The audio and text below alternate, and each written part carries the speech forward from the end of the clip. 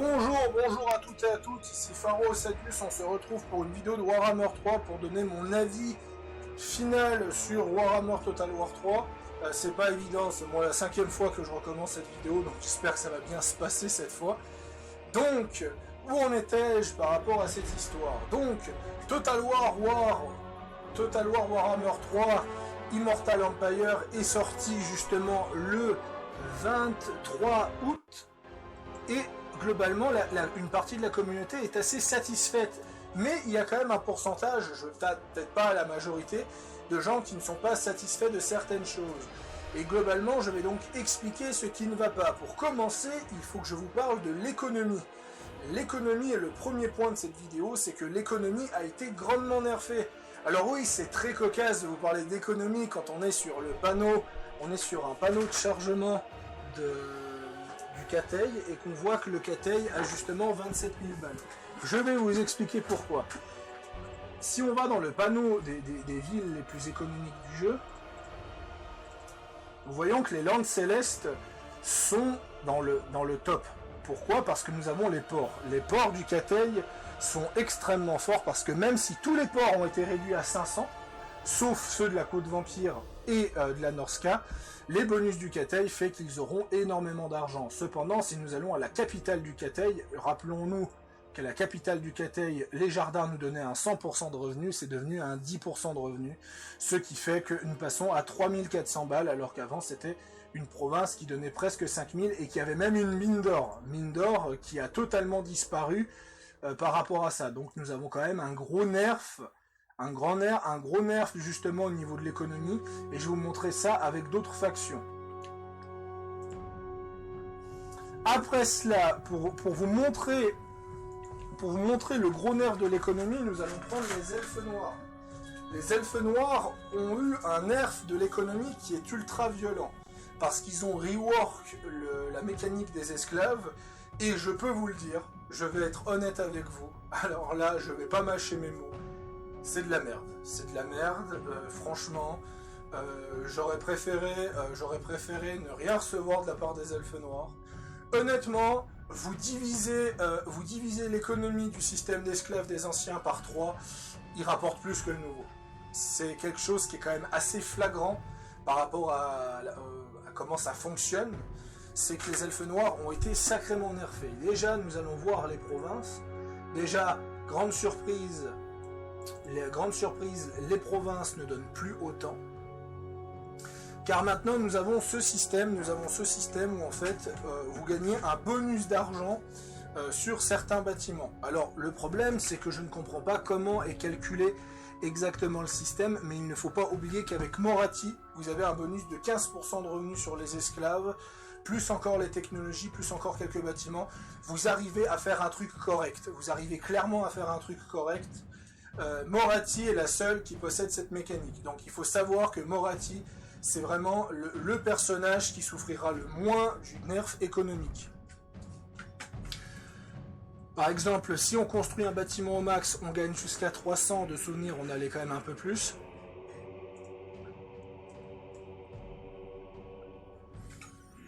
Si je regarde un peu les bâtiments, voilà, revenus des bâtiments plus 10%, alors qu'avant c'était beaucoup plus élevé. Tout ce qui est bâtiment esclave, il n'y a plus, maintenant ce sont des capacités d'esclaves, et le bonus d'esclave, eh ben, ça vous donne des coûts de construction en moins, et des durées de construction en moins pour des malus d'autorité. Vous gagnez extrêmement peu de bonus par rapport aux esclaves. Les esclaves ne vous rapportent que justement un bonus supplémentaire qui est là, et qui est chez les ports, et globalement, les ports elfes noirs sont quand même très très forts, parce que vous pouvez gagner à peu près presque 1000 balles par port sans les bonus derrière, donc ce qui fait qu'en fait les elfes noirs vont en fait pallier leur faiblesse justement sur le fait qu'ils vont avoir des ports fructifiants. Moi malheureusement dans cette partie je n'ai pas réussi à avoir de port, mais clairement le nerf elfe noir se fait quand même douloureusement sentir parce que les elfes noirs c'était une faction qui pouvait avoir de l'argent très très facilement, qui permettait de pallier la faiblesse de la faction, qu'ils sont extrêmement canons de verre mais qu'ils ne peuvent absolument rien tanker. Le problème, c'est que des pertes et le tanking, c'est quand même nécessaire, surtout quand tu affrontes autant de factions, quand tu es détesté en tant qu'elfe noir. Ça rend pas la faction pas viable pour autant, parce que le buff des ports fait qu'on va avoir de l'argent beaucoup plus vite, mais c'est surtout sur le long terme, pour les grandes invasions, que ça va peiner malheureusement. Et ça, c'est vrai que c'est quand même vachement dommage pour ce qu'ils ont fait par rapport à l'économie. J'avais été regardé avant, dans une ancienne vidéo que je ne mettrai pas, l'Empire aussi a passé leur bâtiment à 50% de revenus supplémentaires, ils donnent que 5%, et j'imagine que ce sera pareil pour Marienburg. Marienburg, qui, rappelons-le, est passé d'un bâtiment qui donnait 2000 pièces d'or à Royaume of Chaos, qui est un bâtiment qui n'en donnait que 1200, à un bâtiment qui n'en donne que 800. Toutes les factions se sont pris des immenses nerfs à la gueule, et ces nerfs économiques se font ressentir, et je pense que c'est juste une façon frustrante de Creative Assembly de nous forcer à choisir ce qu'on fait comme armée, et à peut-être faire moins de bonnes armées, pour peut-être plus d'armées équilibrées. En tout cas, ce système, je ne suis pas du tout convaincu de la chose. Je suis très très mécontent de ce rework, honnêtement. Je suis très déçu. Et ce n'est pas tout. C'est malheureusement pas tout. Hein. Il y a d'autres problèmes par rapport à ça. Le problème de l'économie, ce n'est que la première façade. Pour le deuxième, ça a été le rework. Le rework Elfe Noir, vous l'avez bien compris qu'il est raté. Et les deux autres points de cette vidéo, ça va surtout parler de ce qu'ils ont retiré. Ce sera très important de parler de ce qu'ils ont retiré et que je mettrai à la fin. Et là, nous allons parler du système de crise. Le système de crise, je vous explique, donc je vais retourner sur le menu principal pour vous expliquer ça. Creative Assembly a décidé d'instaurer un système de crise. Le problème, c'est que quand on parle de crise, The Crisis, on pense notamment à la crise de Stellaris. Les joueurs de grande stratégie penseront à Stellaris par rapport à ça. J'ai eu le loisir de jouer à Stellaris ces dernières semaines, j'ai déjà 150 heures sur Stellaris. Je suis très très satisfait de mes parties sur Stellaris, et honnêtement, le système de crise de Total War et de Stellaris n'ont rien à voir. Dans Stellaris, la crise est en guerre contre tout le monde, veut tenter de tuer tout le monde. La crise de Total War Warhammer va se focus sur le joueur dans n'importe quelle situation. Sauf à des exceptions près. Si la crise est déjà en guerre, parce que la crise n'est pas une faction qui pop, hein, la crise est une faction existante. Par exemple, je vais vous le montrer là, donc nouvelle campagne. Paramètres, là par exemple vous avez la crise, la pyramide noire, donc c'est Nagash qui se réveille et qui tente d'envahir le monde. Nous avons une rancune de trop, où ce sont les Arménènes qui décident de tuer tout le monde. La WAC, c'est pareil avec les peaux vertes. La chasse sauvage, c'est les elfes sylvains qui sortent de leur forêt pour massacrer tout le monde. Et l'ascension vampirique, ce sont les vampires qui décident de gouverner le monde parce qu'ils sont possédés par Siich, le vent de la mort. Voilà, globalement, c'est ça le scénario. Et globalement, le souci de ces scénarios, c'est que ils vont obéir à certaines règles. Par exemple, la pyramide noire de Nagash, c'est qu'en fait des armées vont pop autour de la pyramide, et si la pyramide appartient à une faction mort-vivante, c'est Nagash qui possède la faction mort-vivante, et elle se retrouve en guerre contre tous ses ennemis de base. Donc, de mon côté avec Miao Ying, j'étais en guerre avec Cetra. Et vu que j'étais en guerre, enfin non, j'étais pas en guerre avec Cetra. Cetra avait la pyramide noire, et vu que Cetra avait la pyramide noire, il a été possédé par Nagash, et il a commencé à attaquer Cetra a continué à attaquer ses ennemis. Et bien forcément, ce qui a déclenché des guerres, et ce qui a déclenché des conquêtes, donc il ne s'est pas focus sur moi. Ça, c'est un premier point. Le souci, c'est que si la faction est détruite, imaginons, nous vivons dans une réalité où la totalité des terres du Sud est rasée. C'est pour vous donner un exemple avec la pyramide noire, mais le mieux ce serait de parler du système de rancune.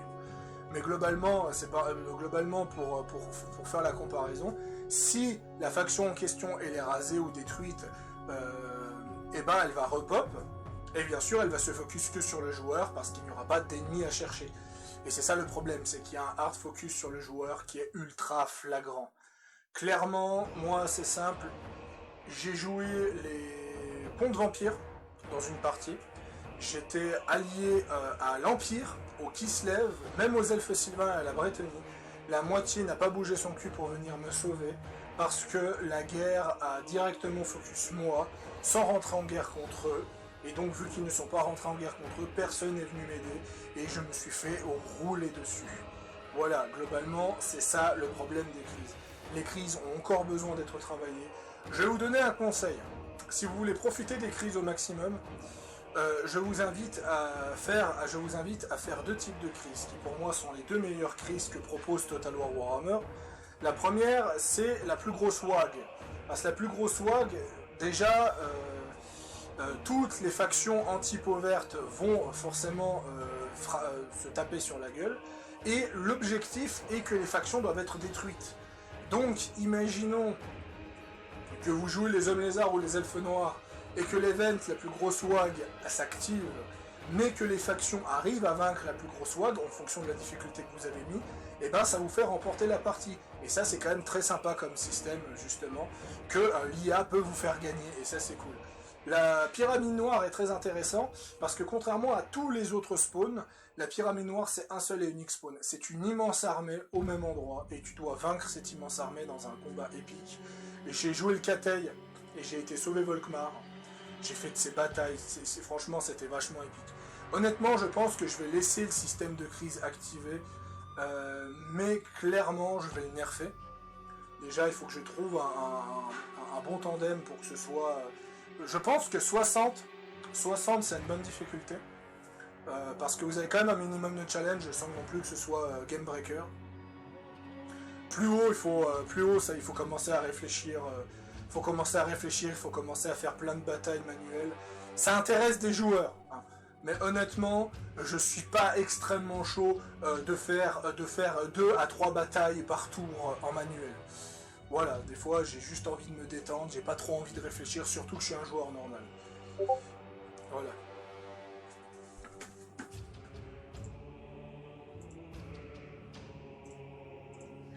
Donc ça, c'était par rapport aux crises.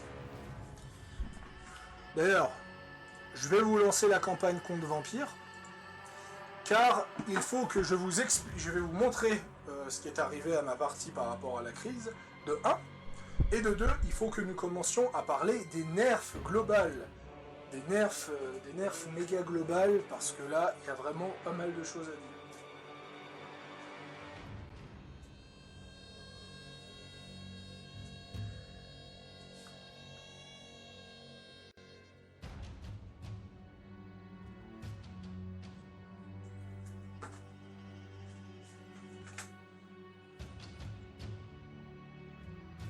Donc, déjà pour commencer, j'ai quand même pris un bon territoire, et en fait, voici les armées.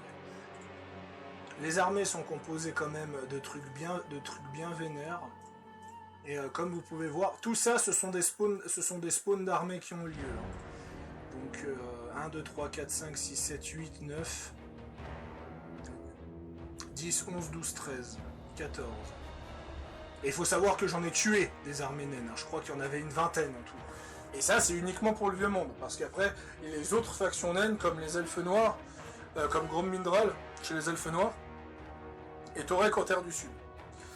Mais si je voulais ouvrir les vampires, c'est pour commencer à parler des nerfs globales de Total War Warhammer 3, parce que certes, il y a des nerfs que je ne pourrais pas vous montrer sans devoir jouer, mais là je vais pouvoir donc vous montrer les nerfs qui sont vachement visibles, donc les vrais problèmes de Warhammer 3, les nerfs de l'équilibrage qui ont littéralement tué le principe de certaines factions.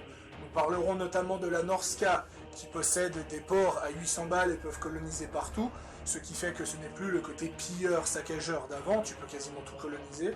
Et ils ont retiré l'event de fin où tu pouvais devenir le seigneur de la fin des temps, la grande menace qui allait détruire le monde, et ben tu ne peux plus le faire.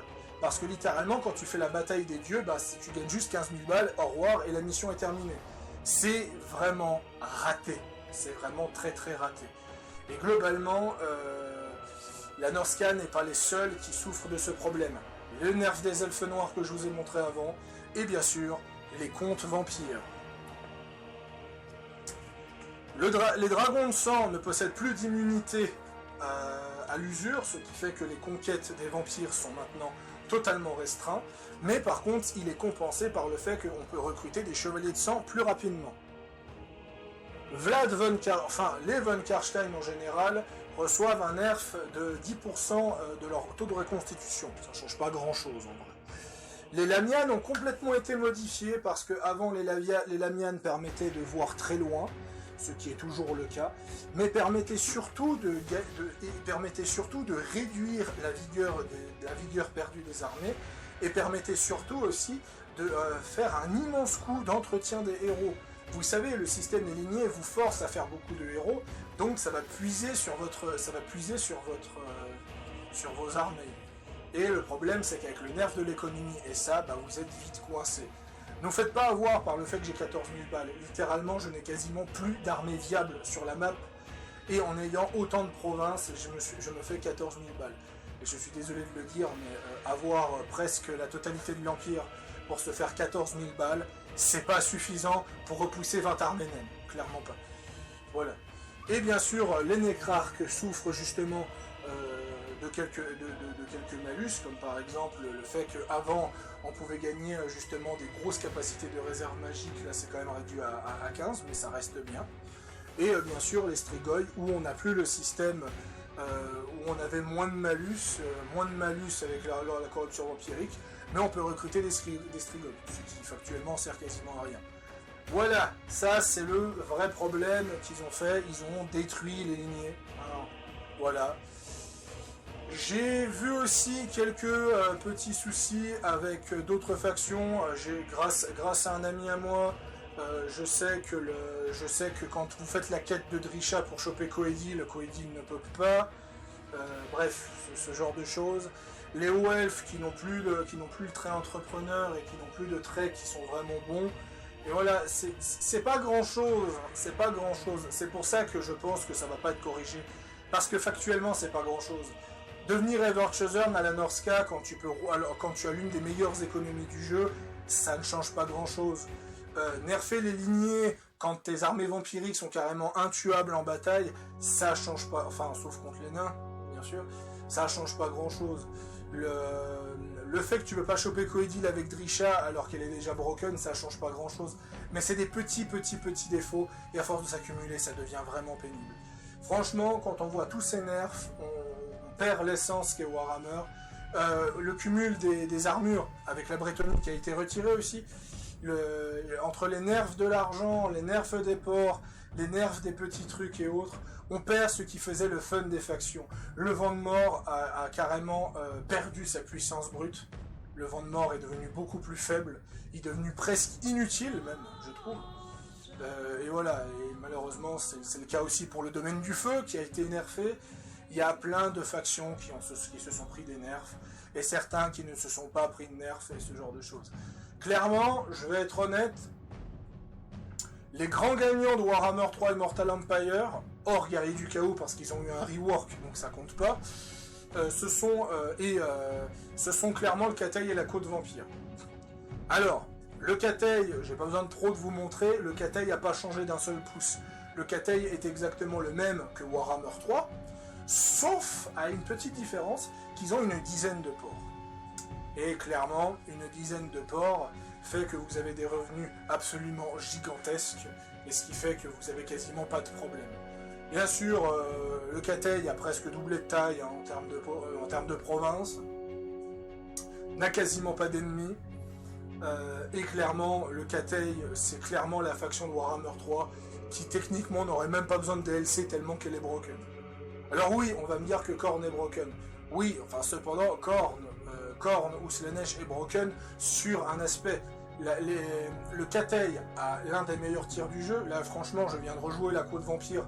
On est clairement sur un niveau de tir qui est kiff-kiff, voire peut-être même un petit peu moins puissant, je trouve. La Côte Vampire est un peu moins puissant que le Cathay, je trouve. Je pense qu'honnêtement, les Skaven domineront là-dessus, mais... Le Cathay a l'une des meilleures unités de tanking du jeu qui sont quasiment intombables, surtout depuis que l'harmonie a augmenté la défense de mêlée, en plus de l'attaque de mêlée. Donc littéralement, on m'a dit sur le Discord de Neobacteria, un ami à moi m'a dit les arbalétriers du dragon céleste peuvent carrément tuer des gardes des cryptes au corps à corps. Ce qui est complètement débile, hein, parce que je rappelle que le garde des cryptes, c'est l'une des meilleures unités des contes vampires. Si les gardes des cryptes sont même pas capables de tuer des arbalétriers au cac, c'est qu'il y a quand même un problème. Voilà, non, le Cathay est vraiment le chouchou de Creative Assembly avec la Côte Vampire. La Côte Vampire, par contre, je peux vous montrer les changements, parce qu'ils sont vraiment très très intéressants.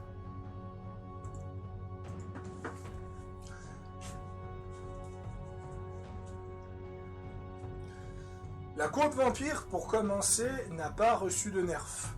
Elle a reçu vraiment aucun nerf. La magie n'a pas été touchée. La magie est toujours autant puissante qu'avant. Je ne sais pas si d'ailleurs elle ne peut pas être encore plus puissante qu'avant. Je ne sais pas s'il y a moyen de buffer ce genre de choses. Je ne crois pas qu'on peut augmenter la maîtrise magique avec la Côte Vampire, et au final c'est pas plus mal. Hein. La vengeance de Van Geist est le vent le plus puissant du jeu, même. Clairement. Il n'y a pas photo là-dessus. Donc, comme vous pouvez le voir ici, des armées vampiriques essayent de venir chez moi pour me hard focus, parce que c'est l'invasion, c'est une invasion vampirique. Mais ce qui est intéressant, c'est surtout, là on peut pas trop le voir, mais en fait c'est qu'on peut construire autant de bâtiments qu'on veut T1, ce qui fait qu'on peut vite construire la ballast lourde qui donne 4 de croissance. Donc je vous laisse un petit peu imaginer la chose avec la tech non pas la tech, mais avec la technique qui fait qu'au tour 10 vous allez choper 10 de croissance, avec la ballast lourde vous allez choper 14 de croissance. Donc un petit peu avant, juste un peu avant le tour 10, vous allez avoir 14 de croissance très rapidement sur vos bateaux.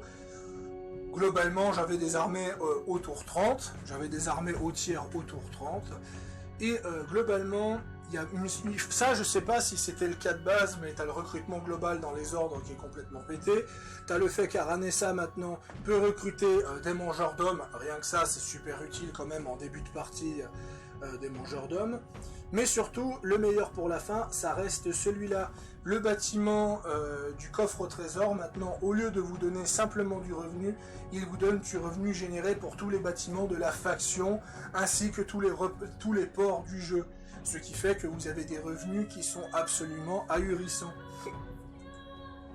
Pour comparer, mes revenus c'est ça. C'est pas non plus énorme, parce que les villes ne sont pas du tout améliorées, mais il ne faut pas oublier que ça va se cumuler avec le temps.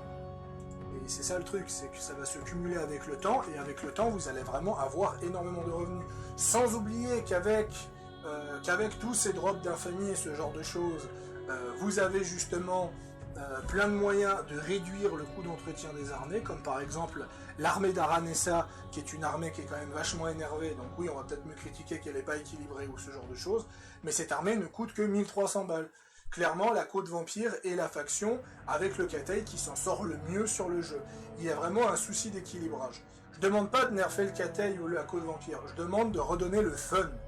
De redonner le fun des factions de Warhammer 2. Je veux avoir mes esclaves avec les elfes noirs, avoir ce sentiment que avoir plus d'esclaves me donne plus de revenus au lieu de me donner juste des malus. Je veux avoir le trait entrepreneur d'avoir des seigneurs avec les Welfs qui me donnent des bonus de fou et qui me donnent envie de les recruter. J'aimerais qu'avec les contes vampires, quand je récupère des baisers de sang, que je puisse les utiliser et pas que je prenne un truc au hasard parce que tout est à chier. Je veux quand même avoir du gameplay. Et c'est ça un peu le problème, c'est que clairement ils ont détruit les factions. Je veux dire, raser ne sert à rien, par exemple avec la Norska. Alors oui, vous gagnez des revenus supplémentaires si vous rasez, chaque palier vous donne 20% de revenus supplémentaires. Oui, c'est cool, mais le problème c'est que tu roules déjà sur l'or avec la Norska, vu que tu peux déjà tout coloniser, sans quasiment de problème de climat, alors que tu peux avoir des ports tier 3 qui te donnent 800 balles. Autant t'expliquer que les revenus, t'en as pas vraiment besoin. Et clairement, je pense que tu peux faire une partie entière de la Norska sans raser tellement que ça sert à rien. Clairement, je pense que je vais m'arrêter là pour Immortal Empire. C'est un très bon travail, mais clairement, les soucis d'équilibrage, les nerfs comme ça à tout va, ça va juste détruire le fun des factions, et en fait, je sens qu'il y a des amis à moi qui ne vont même plus toucher les factions en question. Bref, c'était ma vidéo sur Warhammer Total War 3, c'était Pharo Sadius, on se retrouve pour une prochaine vidéo.